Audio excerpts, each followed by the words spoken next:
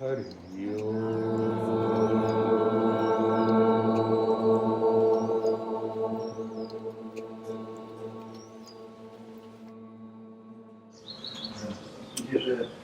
какая-то точка невозврата в практике.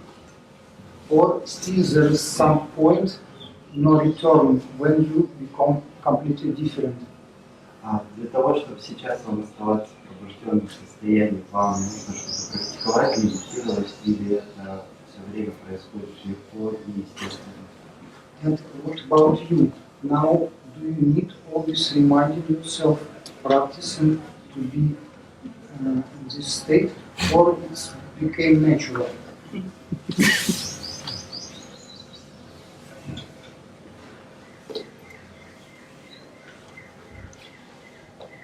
Yes, it is an endless process, but not an endless struggle.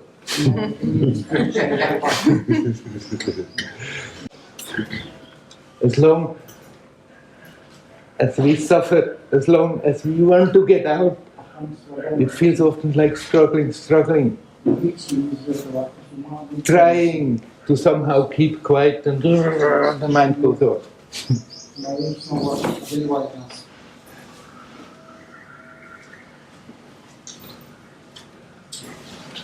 And then sometimes, if you practice, it may just happen out of the blue, without you doing anything. Suddenly everything is quiet. You feel at peace naturally, effortlessly. And then the mind comes again, and there we go again, and there we are back in the old mill. And think, oh my God, what did I do wrong? It was so natural, beautiful.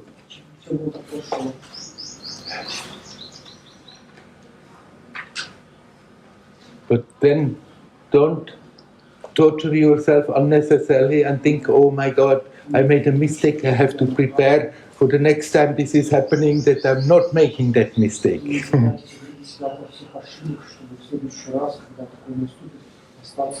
Just continue, remind yourself to come home. Be in touch, consciously conscious. We are always connected, but we are unconsciously connected. And we can make that connection conscious.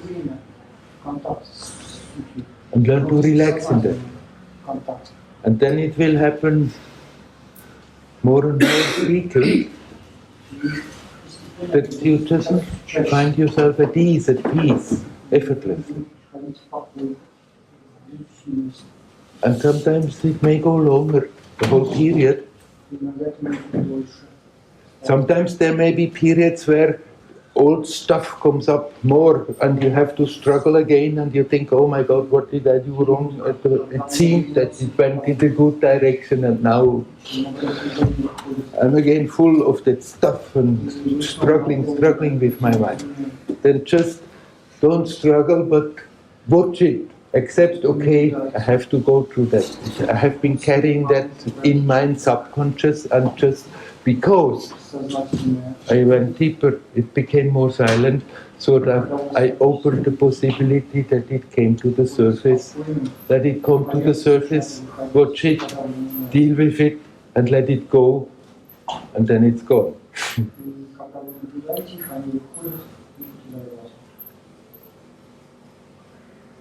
And if you continue to keep that alertness, there may come the point where really your attention is sucked in so deep into that you simply don't lose it anymore. And then it's there, effortlessly, naturally.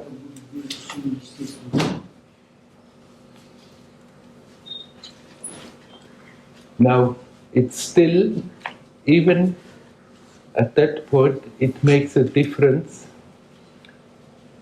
if you, in between, can put the undivided attention in simply that. There is a greater intensity in it.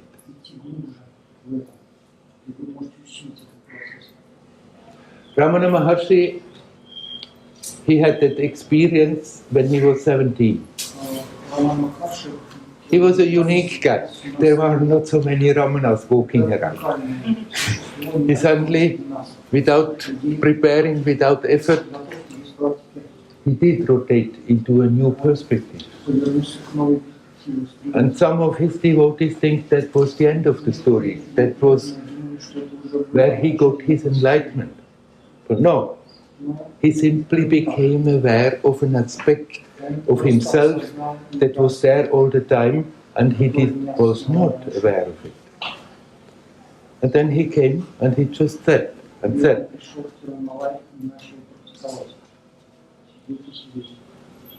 And there came the time quite quickly with him where he would not have needed to sit anymore.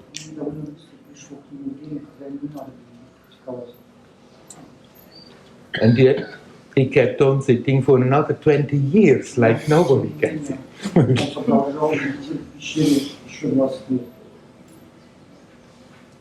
It was not more like, he was never in that thing, I have to sit and get somewhere. From the beginning, he was aware of that sense of presence, and he didn't lose it.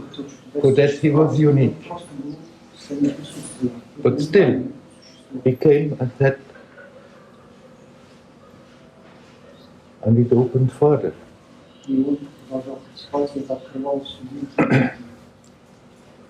And then he kept on sitting, because that was his natural way of spending his time. And in doing so, he harnessed loads and loads and loads of power that he somehow brought down on this level. That being that manifested as Ramana Maharshi was of course the first to benefit from that, but at the same time whole humanity is benefiting from that. Self-inquiry is not something that he has invented, it's an old approach. Sri Vasishtha, in his Yoga Vasishtha, was always telling, either you do self-inquiry or you control your prana. But it's like self-inquiry was a hidden path for a few chosen ones, that they were being taught that. And out of that little path, with his intensity that he was sitting here, he made a highway.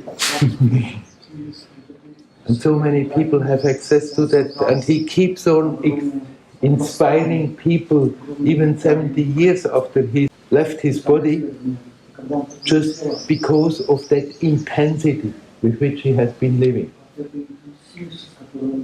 So you still can make efforts, but those efforts, they are playful, they are joyous. It's not struggling to get somewhere, just a natural way of making the best of these possibilities. But there is an end to suffering. If we become aware that we are never separate, if we become aware that those walls that we have created, those walls from which we say everything that is inside, it's me, all the rest are the others and the rest of the universe, that they are artificial, they are not real, then the painful struggle stops. And then it's a playful, joyous journey, whether you are sitting and doing practices or whether you are not doing. And some may stop doing any practices and some may still continue to do practice.